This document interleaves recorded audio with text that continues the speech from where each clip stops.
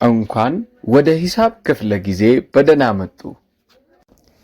ቁጥር ማካፈል ላይ ይሄ ቁጥር ለዚህኛው ቁጥር ይካፈላል ወይስ አይካፈልም የሚለው ሐሳብ አሳስቧችሁ ያውቃል? ለምሳሌ ታላቅ ሆናችሁ አጎታችን ድሮ ቤት ሲመጣ 500 ብር ለ3 ተካፈሉ ብሎ ሲሰጠን 500ን ለ3 ማካፈል ይቻላል አይቻልም የሚለው ሐሳብ አስጨንቋችሁ ያውቃል? ለምሳሌ አንድ ሰው 67329 ለ9 ይካፈላል አይካፈልም ብሎ ቢጠይቅ፣ ወይ ደግሞ 5274 ለ9 ማካፈል ይቻላል አይቻልም ያለ ቀሪ ፐርፌክት ሆኖ ይካፈላል አይካፈልም ብሎ ቢጠይቀን፣ አካፍለን ቼክ ሳናደርግ ወዲያውኑ ይካፈላል ወይም ደግሞ አይካፈልም ብለን መመለስ እንችላለን? ዛሬ አንድ ቁጥር እንድታካፍሉ ሲነገራችሁ ሌላ ካልኩሌሽን ውስጥ ሳትገቡ ሳትለፉ ቁጥሩ ያለምንም ቀሪ ይካፈላል ወይስ አይካፈልም የሚለውን የምታውቁበትን ዘዴ ቀለል አድርጌ ያሳያችኋለሁ። ማጂክ ሊመስል ይችላል፣ ግን አካፍለን ቼክ ሳናደርግ ማወቅ የምንችልበት መንገድ አለ። ለሁለት የሚካፈሉ ቁጥሮች፣ ለሶስት የሚካፈሉ ቁጥሮች፣ ለአራት የሚካፈሉ ቁጥሮች፣ ለአምስት፣ ለስድስት፣ ለሰባት፣ ለስምንት፣ ለዘጠኝና ለ10 የሚካፈሉ ቁጥሮችን እንዴት መለየት እንደምንችል የሚያሳይ ዘዴ፣ የተካፋይነት ሕግ። በዚህ ቪዲዮ ቀለል አድርገን እንማራለን። አብራችሁኝ ቆዩ። በግል መማር የምትፈልጉም ተማሪዎች ካላችሁ በስልክ ቁጥር 0921 81 71 61 ደውሉልን። በቴሌግራም፣ በኢሞ፣ በዋትሳፕ አናግሩን። የግል አስተማሪ መድበን እናስተምራችኋለን። መልካም ጊዜ። አሁን እነዚህን የተካፋይነት ሕጎች በ3 ቪዲዮዎች ከፋፍዬ አሳያችኋለሁ።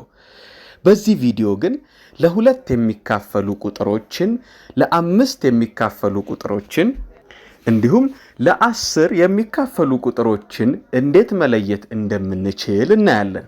ምክንያቱም ለሁለት፣ ለ5 እና ለ10 የሚካፈሉ ቁጥሮችን ቼክ የምናደርግበት መንገድ ተመሳሳይ ስለሆነ አንድ ቁጥር ለሁለት እንደሚካፈልና እንደማይካፈል ለማወቅ በስተቀኝ በኩል ያለውን የመጨረሻ ቁጥር ማየት ብቻ በቂ ነው።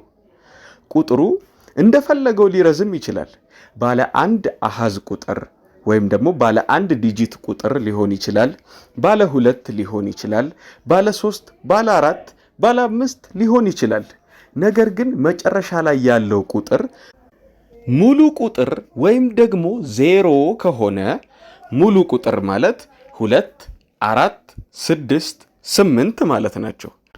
ሙሉ ቁጥር ወይም ደግሞ 0 ከሆነ መጨረሻ ላይ በስተቀኝ ያለው ሙሉ ቁጥር ወይም ደግሞ 0 ከሆነ ያ የተሰጠን ቁጥር ለሁለት ይካፈላል ማለት ነው። ጎዶሎ ቁጥር ከሆነ ግን ጎዶሎ ቁጥር ማለት 1 ቁጥር፣ 3 ቁጥር፣ 5 ቁጥር፣ 7 ቁጥርና 9 ቁጥር ማለት ናቸው። መጨረሻ ላይ ያለው ቁጥር ጎዶሎ ከሆነ ያ የተሰጠን ቁጥር ለሁለት አይካፈልም ማለት ነው። ስለዚህ ለሁለት ቁጥር የሚካፈሉ ቁጥሮችን ስንለይ መጨረሻ ላይ ያለችዋን ቁጥር ብቻ ነው የምናየው ማለት ነው።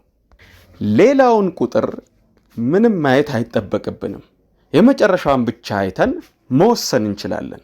ለምሳሌ 748 ቢሰጠን ለሁለት ይካፈላል ወይስ አይካፈልም ተብለን ብንጠየቅ 748 መጨረሻ ላይ በስተቀኝ በኩል ያለችዋ ቁጥር 8 ቁጥር ናት።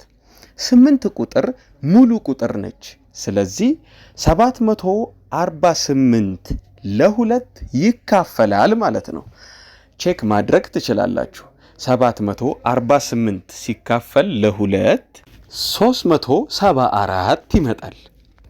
ሌላ ምሳሌ 438284 ሲካፈል ለሁለት ያለ ቀሪ ይካፈላል ወይስ አይካፈልም ተብለን ስንጠየቅ በስተመጨረሻ በኩል በስተቀኝ ያለችዋ ቁጥር 4 ነች። 4 ሙሉ ቁጥር ስለሆነ 438284 ለሁለት ያለምንም ቀሪ ይካፈላል ማለት ነው። ስለዚህ በዚህ መሰረት እናንተ ደግሞ ይካፈላል አይካፈልም እያላችሁ ኮሜንት ላይ የምትጽፉልኝን ሌሎች ምሳሌዎች እሰጣችኋለሁ። አንደኛ 769፣ ሁለተኛ 648፣ ሶስተኛ 966፣ አራተኛ 5284፣ አምስተኛ 1278። እነዚህን ቁጥሮች ይካፈላሉ አይካፈሉም እያላችሁ ኮሜንት ላይ አሳውቁኝ። ስለዚህ አሁን ደግሞ ወደ 5 ቁጥር ወይም ደግሞ ለ5 የሚካፈሉ ቁጥሮችን እንዴት መለየት እንደምንችል እንይ። ያለምንም ቀሪ ለ5 ቁጥር መካፈል የሚችሉ ቁጥሮችን ስንለይ ወይም ደግሞ አንድ ቁጥር ለ5 እንደሚካፈልና እንደማይካፈል ለመለየት በተመሳሳይ መልኩ ለሁለት ቁጥር ተካፋይነት ቼክ ስናደርግ እንደነበረው በስተቀኝ በኩል መጨረሻ ላይ ያለውን ቁጥር ቼክ እናደርጋለን። በስተቀኝ በኩል መጨረሻ ላይ ያለው ቁጥር 0 ወይም ደግሞ 5 ከሆነ የተሰጠን ቁጥር ለ5 ይካፈላል ማለት ነው። ካልሆነ ግን የተሰጠን ቁጥር ለ5 አይካፈልም ማለት ነው። ስለዚህ ለ5 የሚካፈሉ ቁጥሮች በጠቅላላ በስተቀኝ በኩል ያለው የመጨረሻ ቁጥራቸው ወይ 5 ነው ወይ 0 ነው። ሌላ ቁጥር ከሆነ ያ ቁጥር ለ5 አይካፈልም ማለት ነው። ይህንን በምሳሌ ሳስረዳ 2815 ቁጥር ቢሰጠን ይሄ ቁጥር ለ5 ይካፈላል አይካፈልም ተብለን ብንጠየቅ በስተቀኝ በኩል መጨረሻ ላይ ያለውን ቁጥር ቼክ እናደርጋለን ማለት ነው። ያ ቁጥር 5 ቁጥር ነው። ስለዚህ 2815 ቁጥር ለ5 ይካፈላል ማለት ነው። ቀጣይ ምሳሌ 10270 ቁጥር ቢሰጠን ይሄንንም ቁጥር በስተቀኝ በኩል ያለውን መጨረሻ ላይ ያለውን ቁጥር ቼክ ስናደርግ 0 ቁጥር ነች ያለችው። ስለዚህ 0 እስከሆነች ድረስ 10270 ለ5 ይካፈላል ማለት ነው። ሌላ ሶስተኛ ምሳሌ 674510 ቁጥር ቢሰጠን መጨረሻ ላይ በስተቀኝ በኩል ያለው ቁጥሩ 0 ነው። ስለዚህ 674510 ለ5 ይካፈላል ማለት ነው። ካልኩሌተራችሁን አውጥታችሁ ቼክ ማድረግ ትችላላችሁ። ስለዚህ ለእናንተ ደግሞ የምትሞክሯቸውን ጥያቄዎች እሰጣችኋለሁ። እንደተለመደው ኮመንት ላይ ይቻላል አይቻልም ማለትም ማካፈል ይቻላል ማካፈል አይቻልም እያላችሁ ትመልሱልኛላችሁ ማለት ነው። ለ5 ቁጥር አንደኛ 674፣ ሁለተኛ 518፣ ሶስተኛ 3545፣ አራተኛ 560 ናቸው። እነዚህን ቁጥሮች ለ5 መካፈል ይቻላል መካፈል አይቻልም እያላችሁ ኮሜንት ሴክሽኑ ላይ አሳውቁኝ። ከዚህ በመቀጠል ደግሞ ለ10 ቁጥር የሚካፈሉ ቁጥሮችን እንዴት መለየት እንደምንችል እናያለን። አንድ ቁጥር ለ10 ይካፈላል ብለን ለመወሰን ወይም ደግሞ አንድ ቁጥር ሲሰጠን ይሄ ቁጥር ለ10 እንደሚካፈልና እንደማይካፈል ለመለየት በተመሳሳይ መልኩ ከዚህ ቀደም ለ2 ቁጥር ቼክ ስናደርግ በነበረበት መንገድ እንደገና ለ5 ቁጥርም ደግሞ ቼክ ስናደርግ እንደነበረበት መንገድ በስተቀኝ በኩል መጨረሻ ላይ ያለውን ቁጥር ድጋሚ ማየት ነው ማለት ነው። አንድ ቁጥር ተሰጥቶን የፈለገውን ያህል ሊረዝም ይችላል። ለ10 ይካፈላል ወይስ አይካፈልም ተብለን ስንጠየቅ መጨረሻ ላይ በስተቀኝ በኩል ያለችው ቁጥር 0 ከሆነች የተሰጠን ቁጥር ለ10 ይካፈላል ማለት ነው። ከ0 ውጪ ያሉትን ማንኛውንም አይነት ቁጥሮች በስተቀኝ በኩል መጨረሻ ላይ የያዘ ቁጥር ከሆነ ግን ያ ቁጥር ለ10 አይካፈልም ማለት ነው። አንድ ቁጥር ለ10 ቁጥር ይካፈላል ያለምንም ቀሪ ፐርፌክት ሆኖ ይካፈላል ብለን ለመወሰን ቁጥሩ በስተቀኝ በኩል መጨረሻ ላይ የያዘው ቁጥር 0 መሆን አለበት ማለት ነው።